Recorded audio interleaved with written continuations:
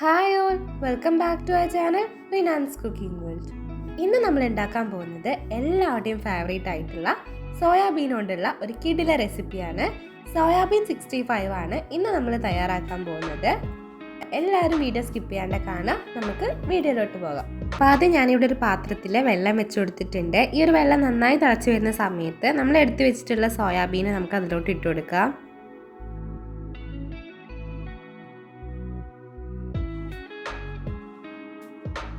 ഇനി നമുക്കതൊന്ന് മൂടി വെച്ച് കുക്ക് ചെയ്തെടുക്കാം. അപ്പോൾ നമ്മുടെ സോയാബീൻ ഇവിടെ നന്നായി വെന്ത് വന്നിട്ടുണ്ട്. ഇനി നമുക്ക് ഇതിനൊന്ന് കഴുകിയെടുക്കാം. അപ്പോൾ വെള്ളം പോകാൻ വേണ്ടിയിട്ട് നമുക്ക് ഇതുപോലെ കൈ കൊണ്ടൊന്ന് അമർത്തി പിഴിഞ്ഞു കൊടുക്കാം. ഇതുപോലെ നമുക്ക് എല്ലാതും ചെയ്തു കൊടുക്കാം. അപ്പോൾ നമ്മുടെ സോയാബീനെ നന്നായി കഴുകിയെടുത്തിട്ടുണ്ട്. ഇനി നമുക്കിതൊരു അരിപ്പയിലോട്ട് ഇട്ട് കൊടുത്ത് അതിലെ വെള്ളമൊക്കെ ഒന്ന് കളഞ്ഞെടുക്കാം. ഇനി നമുക്ക് ഒരു ബാറ്റർ റെഡിയാക്കി എടുക്കാം. അതിന് വേണ്ടി ഞാനിവിടെ ഒരു ബൗളിലോട്ട് 1/2 കപ്പ് മൈദ ഇട്ട് കൊടുക്കുന്നുണ്ട്.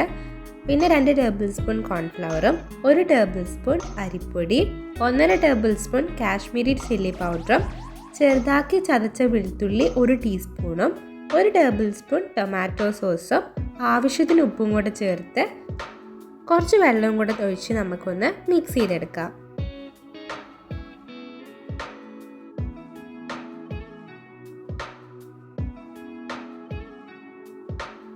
നല്ല ലൂസായിട്ടുള്ള ബാറ്റർ അല്ല, കുറച്ച് തിക്കായിട്ടുള്ള ബാറ്ററാണ് നമ്മൾ ഉണ്ടാക്കുന്നത്. എന്നാൽ മാത്രം ആ ഒരു സോയാബീൻ്റെ മുകളിൽ അതൊന്ന് പിടിക്കുള്ളൂ. ഈ ഒരു കട്ടിയിലാണ് ഞാനിവിടെ ബാറ്റർ റെഡിയാക്കിയിട്ടുള്ളത്. ഇനി നമ്മൾ വേവിച്ച് വെച്ചിട്ടുള്ള സോയാബീൻ നമുക്ക് ഇതിലോട്ട് ഇട്ട് കൊടുക്കാം.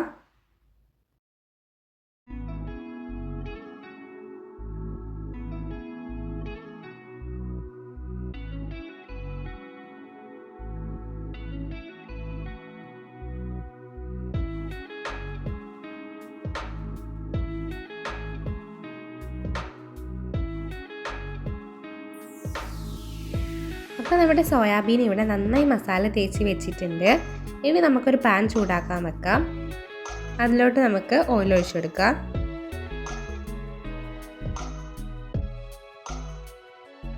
എണ്ണ ചൂടായി വരുന്ന സമയത്ത് ആദ്യം നമുക്ക് കുറച്ച് കറിവേപ്പിലയും ഉണക്കമുളകും ഒന്ന് ചൂടാക്കിയെടുക്കാം.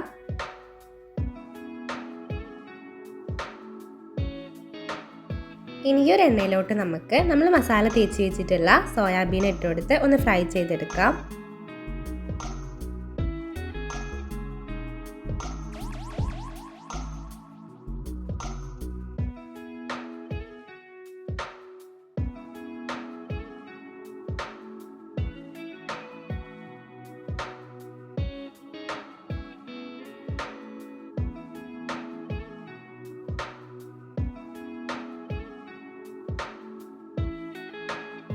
അപ്പോൾ നല്ല ടേസ്റ്റി ആയിട്ടുള്ള സോയാബീൻ 65 ഇവിടെ റെഡി ആയി വന്നിട്ടുണ്ട്. നമ്മൾ ഫ്രൈ ചെയ്ത് വെച്ചിട്ടുള്ള വേപ്പിലയും ഉണക്കമുളകൊക്കെ അതിൻ്റെ മുകളിൽ ഇട്ട് കൊടുത്തിട്ടുണ്ട്. നല്ല ടേസ്റ്റാണ് ഇത് കഴിക്കാനായിട്ട്. അപ്പോൾ എല്ലാവരും ട്രൈ ചെയ്ത് നോക്കുക. കുട്ടികൾക്കൊക്കെ ഇഷ്ടപ്പെടുന്ന റെസിപ്പിയാണിത്. അപ്പോൾ ട്രൈ ചെയ്ത് നോക്കിയിട്ട് ഫീഡ്ബാക്ക്സ് അറിയിക്കാൻ വേണ്ടിയിട്ട് മറക്കരുത്. നമ്മുടെ ചാനൽ ഇഷ്ടപ്പെട്ടാൽ ലൈക്ക് ചെയ്യുക, ഷെയർ ചെയ്യുക, സബ്സ്ക്രൈബ് ചെയ്യുക. നെക്സ്റ്റ് വീഡിയോയിൽ കാണാം. Thanks for watching.